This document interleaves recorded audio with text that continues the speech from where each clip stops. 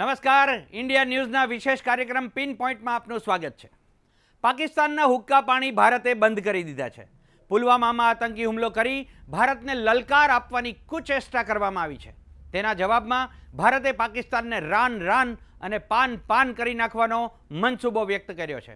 એક શેર છે, કલ नुमाइश में मिला था चीथड़े पहने हुए, कल नुमाइश में मिला था चीथड़े पहने हुए, हमने पूछा नाम तो बोला पाकिस्तान है। नुमाइश एटले के बाजार। सिंधु समझूतीमां रावी, बियास અને સતલજના પાણી પર ભારતે પહેરો મૂકી અનાજના મોહતાજ પાકિસ્તાનને ટીપે ટીપા પાણી માટે ધલવલતું કરી નાખવા નિર્ણય કરાયો છે। આમ છતાં નફ્ફટ પાકિસ્તાન પોતાની ટંગડી ઊંચી રાખી સીઝ ફાયરનું ઉલ્લંઘન કરે છે। સમય છે સબક શીખવાડવાનો। બસ આ જ રીતે જુઓ અમારી વિશેષ રજૂઆત ભીખાટચોટ પાકિસ્તાન।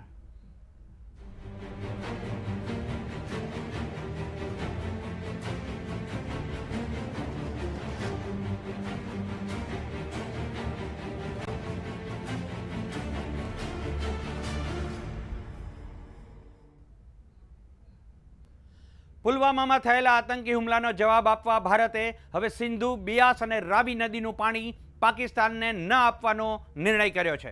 આ સંધિ માટે વિશ્વ બેંકે મધ્યસ્થતા કરી હતી। 1960ના સપ્ટેમ્બરની 19મીએ કરાંચીમાં ભારતના વડાપ્રધાન જવાહરલાલ નહેરુ અને પાકિસ્તાનના રાષ્ટ્રપતિ અયુબ ખાને હસ્તાક્ષર કર્યા હતા। જુઓ સિંધુ સમજૂતીનો આ અહેવાલ।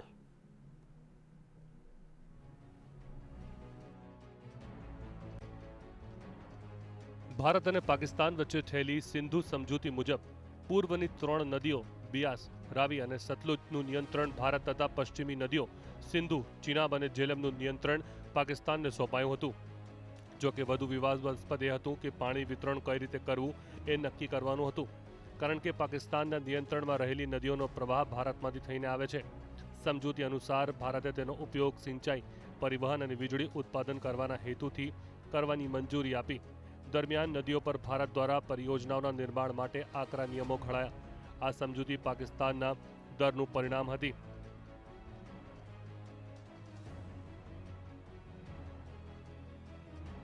નદીઓનો મૂળ સ્ત્રોત ભારતમાં હોવાથી ક્યારેક યુદ્ધ જેવી સ્થિતિઓમાં તેઓને દુષ્કાળ અને ભૂખમરીનો સામનો ન કરવો પડે। કેન્દ્રીય જળ સંસાધન પ્રધાને કહ્યું કે અમે પાકિસ્તાનના પાણી પર પહેરો મુકાઈ ગયો છે અને ભારત હવે પાકિસ્તાનને એક ટીપું પાણી નહીં આપે।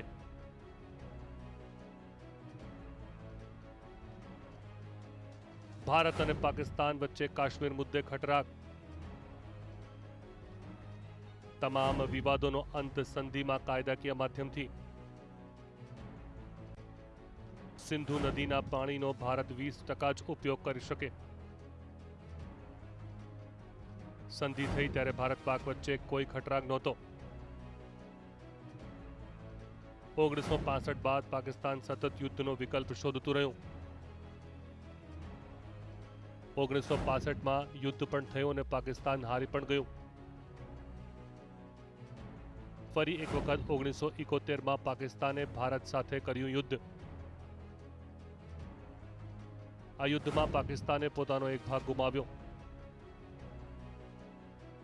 ગુમાવેલા ભાગ આજે એક બાંગ્લાદેશથી ઓળખાય છે।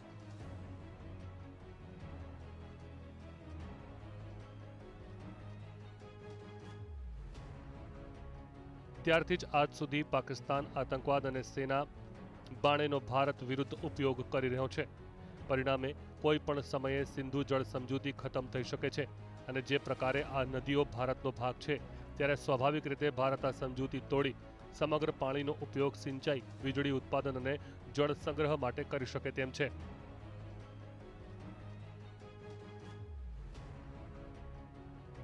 Bureau report, India news Gujarat.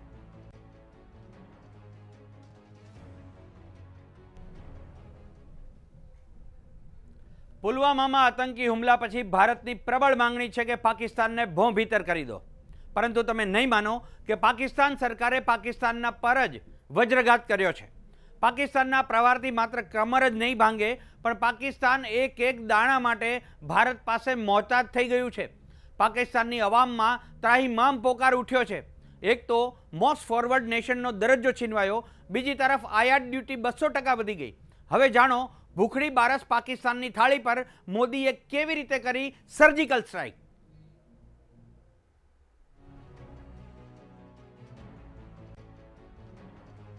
Modi સરકારે પુલવામામાં થયેલા આતંકી હુમલા પછી પાકિસ્તાને કદી વિચાર્યું પણ નહીં હોય તેવા દિવસો જોવાના આવી ગયા. અટારી બોર્ડર પર લાગેલી ટ્રકની લાઈનોમાં લગભગ 50 કરોડની કિંમતના સિમેન્ટ અને અન્ય સામાન લદાયેલા ઊભા છે. આયાત શુલ્ક 200% થવાના કારણે વેપારીઓએ હાથ ખેંચી લીધા છે. પરિણામે પાકિસ્તાનને કરોડો રૂપિયાનું નુકસાન થઈ રહ્યું છે. બીજી તરફ મોદીના બીજા એક મહત્વપૂર્ણ પગલે પાકિસ્તાન એક દાણા માટે મોહતાજ બન્યું છે. એક્સાઇઝ ડ્યુટી વધવાથી એક તો આર્થિક કમર તૂટી ગઈ અને બીજી તરફ ફળ અને શાકભાજીની નિકાસ બંધ કરી દેવામાં આવતા પાકિસ્તાનની બજારોમાં આગ લાગી ગઈ છે. શાકભાજી સર્જિકલ સ્ટ્રાઇક કરી રહ્યા છે તો ટમેટા બોમ્બ બનીને વરસી રહ્યાની અનુભૂતિ પાકિસ્તાન કરી રહ્યું છે.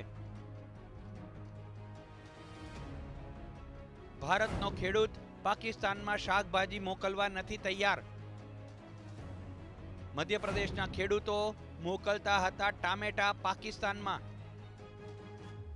ઝાબુઆના ખેડૂતો સ્થાનિક બજારને બદલે મોકલતા હતા પાકિસ્તાન. પાકિસ્તાનમાં નિકાસથી પ્રતિ કિલો ₹30નો થતો હતો ફાયદો. ખેડૂતો કહે છે નફો ભલે ઓછો મળે, ટામેટા નહીં મોકલીએ પાકિસ્તાન. વાઘા અટારી બોર્ડરથી જતા 300 ટ્રક પાકિસ્તાન. નિકાસ બંધ થતા ₹20ની જગ્યાએ હવે ₹200 કિલો મળે છે ટામેટા. બટેટાનો ભાવ કિલોના ₹10ને બદલે 30 થી 35 રૂપિયે મળે છે. પાકિસ્તાનમાં કાકડીનો ભાવ પણ ₹80 પ્રતિ કિલો. પાકિસ્તાનમાં ટિંડોરા અને દૂધીની કિંમત પણ ₹100ને પાર. મશીન ગનની ગોળીઓ જેવો ભીંડાનો ભાવ ₹200 કિલો. પાકિસ્તાનની ચા બની કડવી ઝેર, ખાંડનો ભાવ ₹70 પ્રતિ કિલો.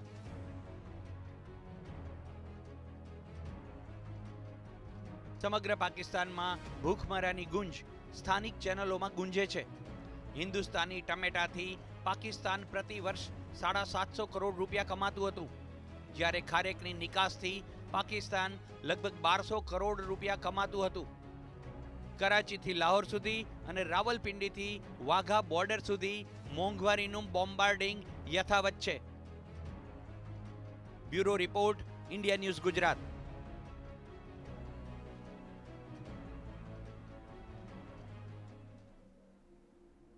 એક તરફ ભારતમાં ભય અને ખૌફ ફેલાવવા પાકિસ્તાન ષડયંત્ર રચી પુલવામા જેવા આતંકી હુમલાઓ કરાવે છે, ત્યારે બીજી તરફ લડીને સાઉદી અરેબિયાના પ્રિન્સની આગતા સ્વાગતા કરે છે. અત્યાર સુધી અમેરિકાના આશ્રયે જો હુકમી કરતું પાકિસ્તાન હવે પડખું બદલી સાઉદી અરેબિયાના આગોશમાં સરકવાની તૈયારી કરી રહ્યું છે. જેની માનસિકતા જ આતંકની હોય તેવા દેશના વડાએ સાઉદી અરેબિયાના પ્રિન્સને સોનાની મશીનગન ભેટ આપી. બોલો, 365 દિવસ ભિખારી જેવી સ્થિતિમાં જીવતા પાકિસ્તાને એક દિવસની બાદશાહત બતાવી જ દીધી. જુઓ આ રિપોર્ટ. ભારતના પ્રવાસે આવતા પૂર્વે સાઉદી અરબના ક્રાઉન પ્રિન્સ મોહમ્મદ બિન સલમાન બિન અબ્દુલ અઝીઝ અલ સઉદ પાકિસ્તાનની મુલાકાતે ગયા હતા. મોહમ્મદ બિન સલમાન સોમવારે પાકિસ્તાનના વઝીર આઝમ ઇમરાન ખાન સાથે મુલાકાત કરવા પહોંચ્યા. પુલવામામાં હુમલા દરમિયાન ઇમરાન ખાન આ મુલાકાતને લઈ વ્યસ્ત હોવાનો તેમણે મંગળવારે આપેલા નિવેદનમાં એકરાર કર્યો. પરંતુ પાકિસ્તાન ડેલિગેશન સાથે પ્રિન્સે મુલાકાતમાં $20 બિલિયન રોકાણનું એલાન કરતા જ ઇમરાન ખાન સહિત સમગ્ર કેબિનેટ ઝૂમી ઉઠી. પાકિસ્તાનમાં તેમણે $20 અબજ આશરે $1,43,000 કરોડ રૂપિયાની ડીલ કરી હતી. સાઉદી અરબ પાકિસ્તાનને પહેલા પણ $6 બિલિયન આપી ચૂક્યું છે. પાકિસ્તાનના વડાપ્રધાન ઇમરાન ખાન સાથે ક્રાઉન પ્રિન્સે જે સંયુક્ત વક્તવ્ય આપ્યું તેમાં તેમણે ભારત પાકિસ્તાનના સંવેદનશીલ મુદ્દાઓ પર એકબીજા સાથે વાતચીત કરવાનું સૂચન કર્યું હતું. સાથોસાથ સાઉદીની જેલમાં બંધક રહેલા હજારો પાકિસ્તાનીઓને મુક્ત કરવા અંગે પણ ચર્ચા કરી હતી. પાકિસ્તાન એટલી હદે ન્યોછાવર થઈ ગયું છે કે સાઉદી પ્રિન્સને સોને મઢેલી મશીનગન ભેટમાં આપી દીધી. પાકિસ્તાનથી જ ભારતના પ્રવાસે આવેલા પ્રિન્સ સાથે વડાપ્રધાન મોદીએ પણ પાકિસ્તાનના વલણ અંગે વાતચીત કરી છે. Bureau report, India news Gujarat. Pulwama મુદ્દે વડાપ્રધાન મોદીને કઠેડામાં ઊભા કરવાની કોશિશ કોંગ્રેસે ગુરુવારે ભલે કરી હોય, પણ સત્તાધારી પક્ષ અને તેના સહયોગી પક્ષોને તેની આશંકા પહેલેથી જ હતી. મંગળવારે આયોજિત કેન્દ્રીય પ્રધાનમંડળની બેઠકમાં પણ વડાપ્રધાનની ઉપસ્થિતિમાં કેટલાક પ્રધાનોએ ચિંતા દર્શાવી હતી કે જો પાકિસ્તાન સામે જલ્દીથી બદલો લેવામાં નહીં આવે તો આગામી ચૂંટણીમાં તેની ભારે કિંમત ચૂકવવી પડશે. જુઓ આ રિપોર્ટ.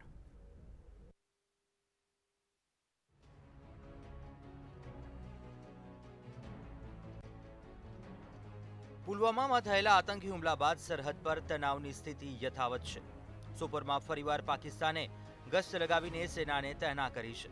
તો બીજી તરફ ભારતમાં ચૂંટણીના માહોલ વચ્ચે પુલવામાની આગને લોકોના દિલમાં એક ધધકતી ચિંગારીની જેમ જાળવી રાખવા સતત પર્યટન થઈ રહ્યા છે.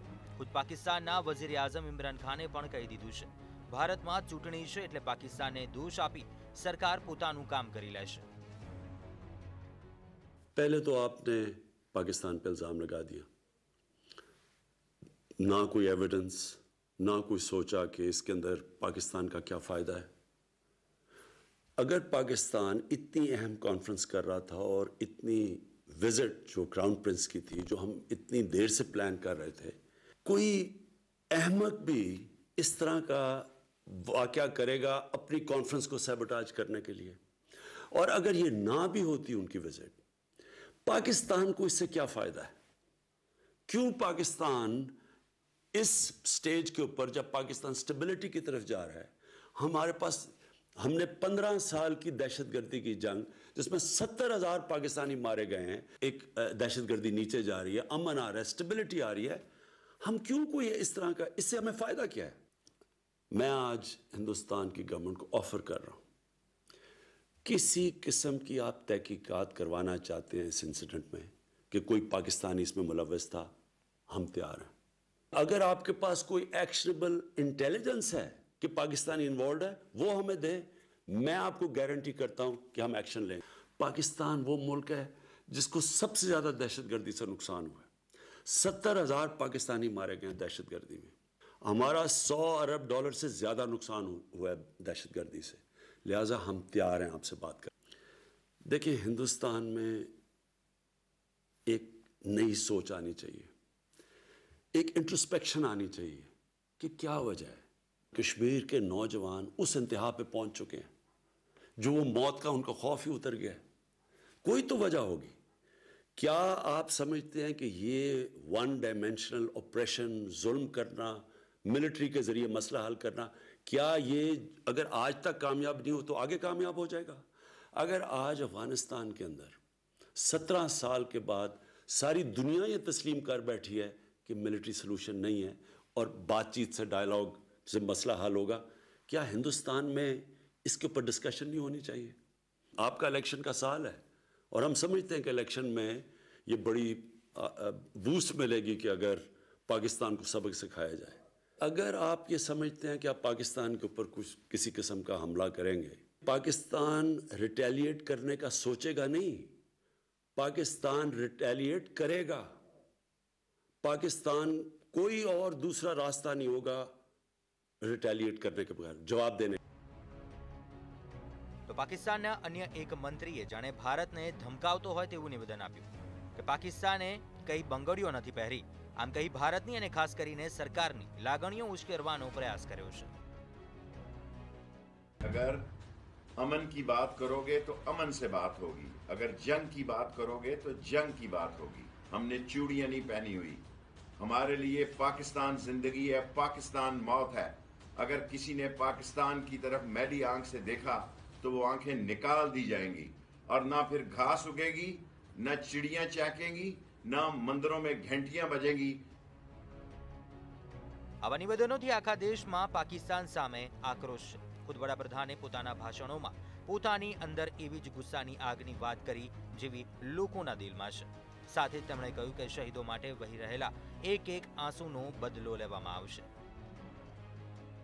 के भी यहां महाराष्ट्र के भी दो वीर सपूतों ने देश की सेवा करते हुए पुलवामा में अपने प्राणों की आहुति दी है।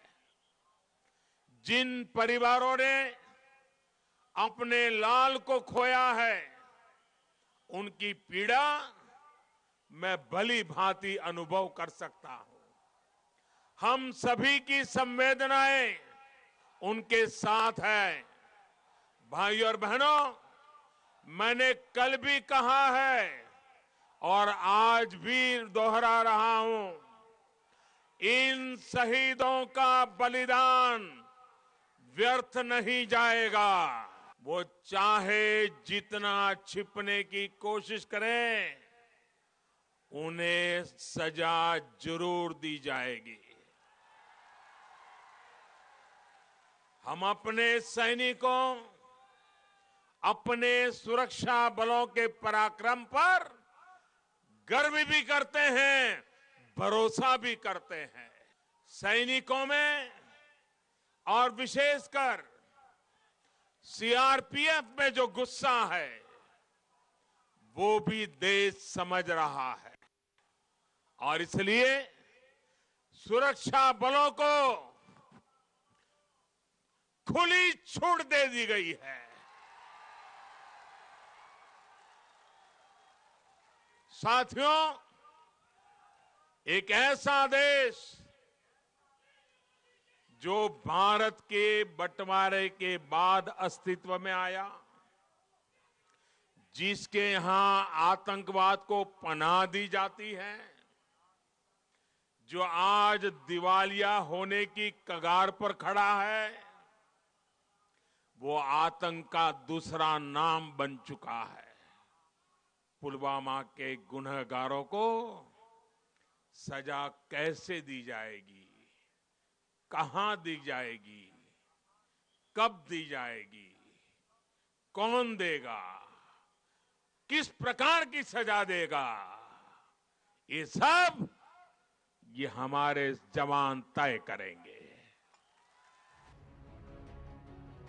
વડાપ્રધાન દક્ષિણ કોરિયાના પ્રવાસે ગયા તે પૂર્વે થયેલી એક બેઠકમાં વરિષ્ઠ પ્રધાનોએ પ્રધાનમંડળની બેઠકમાં શંકા દર્શાવી કે જો જલ્દી આ બાબતે કાર્યવાહી નહીં કરવામાં આવે તો આ ગુસ્સો હતાશામાં પણ ફેરવાઈ શકે છે।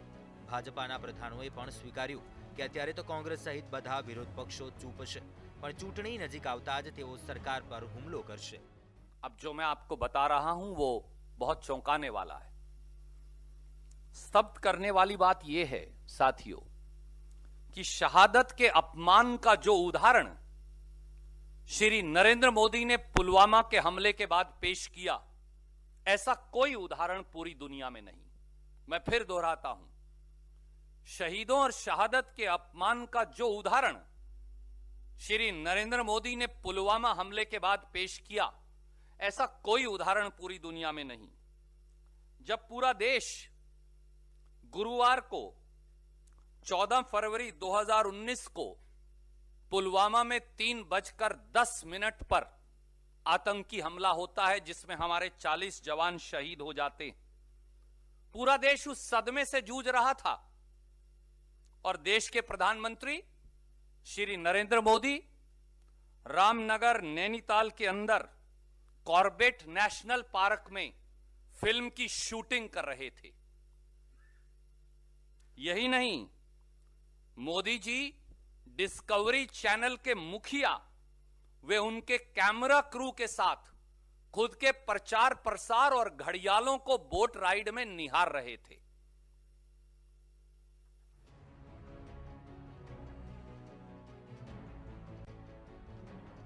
પાકિસ્તાન પર હુમલો કરવા અથવા પુલવામા હુમલાના માસ્ટર માઇન્ડ મસૂદ અઝહરને તેના જ દરમાં મારી નાખવો સહેલો નથી। પાકિસ્તાન પહેલાથી જ હાઈ એલર્ટ પર છે અને તે પરમાણુ હથિયારો પણ ધરાવે છે। તેની સરકાર તો લોકોએ ચૂંટી છે, પણ ત્યાં સેના જ સર્વોપરી છે, એટલે સરકારે દરેક ડગલું ફૂંકી ફૂંકીને મૂકવું પડશે। પણ ચૂંટણીઓ આવી રહી હોવાથી સમયનું બહુ મહત્વ છે। 3 દિવસ પહેલા જ પશ્ચિમ બંગાળના મુખ્યપ્રધાન મમતા બેનર્જીએ પુલવામા હુમલા પર રાજકારણ ખેલવા માટે વડાપ્રધાન મોદી અને અમિત શાહની ટીકા કરી હતી। તેમનું કહેવું હતું કે વિરોધ પક્ષના નેતાઓ આ મામલે સરકારને સાથ આપવા મૌન છે, જ્યારે મોદી અને શાહ રોજે રોજ પુલવામા પર લોકોને ઉશ્કેરી રહ્યા છે। Bureau report, India news Gujarat.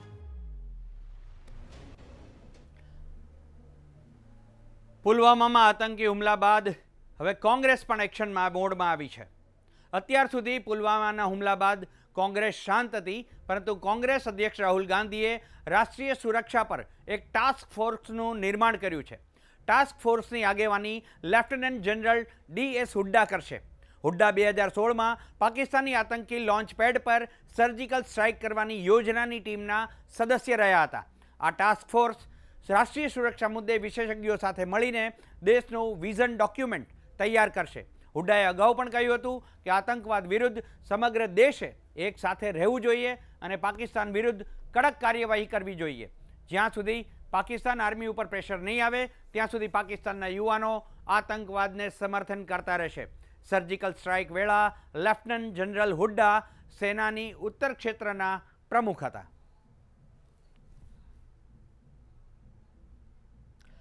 તો આ હતી પિન પોઈન્ટમાં વિશેષ રજૂઆત ભીખાટ ચોટ પાકિસ્તાન. આવતીકાલે ફરી મળીશું આ જ સમયે આ જ મંચ પર. ત્યાં સુધી મને રજા આપશો. નમસ્કાર.